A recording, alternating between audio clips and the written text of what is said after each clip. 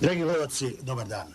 Upravo smo obavešteni da će uskoro stići rešenje Javnog tužilaštva Republike Srbije da se isključi radio i TV program Studija B.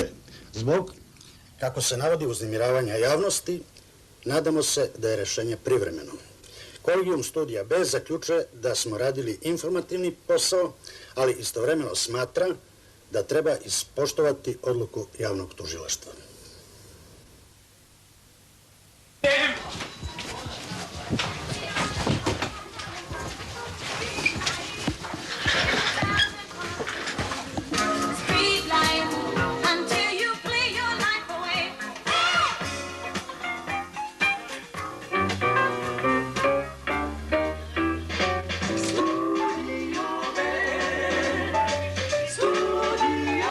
Sve regluje posle.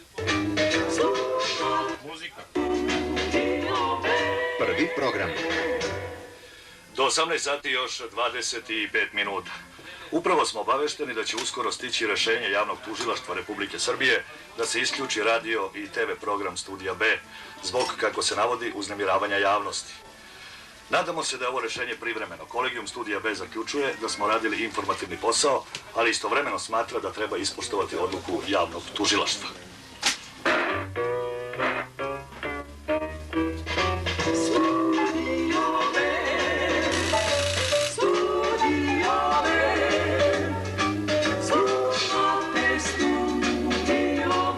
Prvi program. Možete li da nam potvrdite ovu vijest o zabrani rada nezavisne stanice Studija B? Moram da kažem da smo mi dalje u očekivanju da stigne nalog Republičkog javnog tužioca o tome. Mi smo samo usmeno obavešteni, došli su pripadnici Republičkog SUP-a koji su nas o tome obavestili. Međutim, moram da kažem da smo mi potom sa njima razgovarali i uspeli da se dogovorimo da se ne prekidaju programi Studija B i radio i televizijski i prihvatili smo kompromisno rešenje da emitujemo samo muzičke programe. U nemogućnosti da saopštavamo aktuelne informacije, mi smo bili prinuđeni da pustimo film o događajima iz davne prošlosti, Taurus, recimo Atilin sin. Bilo kako bilo, najvažnije da nisu prekinuti programi radio i televizije, nezavisne televizije Studio B. Sve informacije koje smo dobili onome što namerava Javno tužilaštvo mi odbijamo, odnosno smatramo da su svi navodi o tome da je Studio B zloupotrebio svoje mogućnosti, svoje pravo i svoju profesiju neosnovani. Mi smo samo profesionalno obavljali svoju dužnost i vrlo rano smo postali svesni kako sve to može da eskalira i pre svega želeći da objektivno informišemo, želeli da zadržimo mnoge Beograđane i smatramo da smo bar nekoliko desetina hiljada ljudi zadržali u njihovim domovima i sprečili da iz radoznalosti dođu u centar zbivanja i eventualno budu izloženi svim ovim nemirima koji se ovde događaju. Nezavisna televizija Studio B i radio mogu jedino tako da rade. Smatramo da smo krajnje profesionalno obavili svoj posao.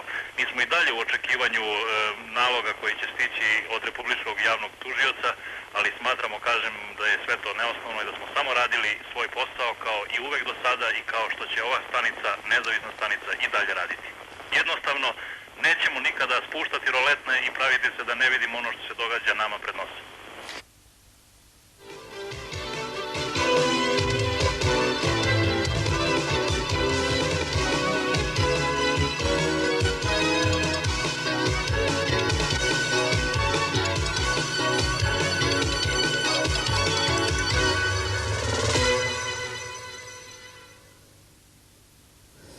Poštovani gledalci, dobro večer. Najnovija informacija glasi: Studio B može da nastavi sa emitovanjem radio i TV programa, ali će informativni sadržaj biti redukovan.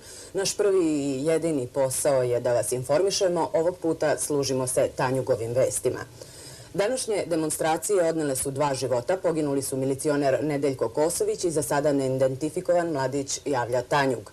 Prema rečima direktora klinike za urgentnu hirurgiju profesora doktora Aleksandra Karadžića, u 15:05 na ovoj klinici je od zadobijenih povreda glave preminuo milicioner Nedeljko Kosović. Na istu kliniku dopremljen je i već preminuli mladić koji je podlegao ustrelnoj rani. Njegov identitet još nije utvrđen. Na ovoj klinici, kako je ranije saopšteno, od početka demonstracije na Trgu Republike ukazana je pomoć većem broju povređenih.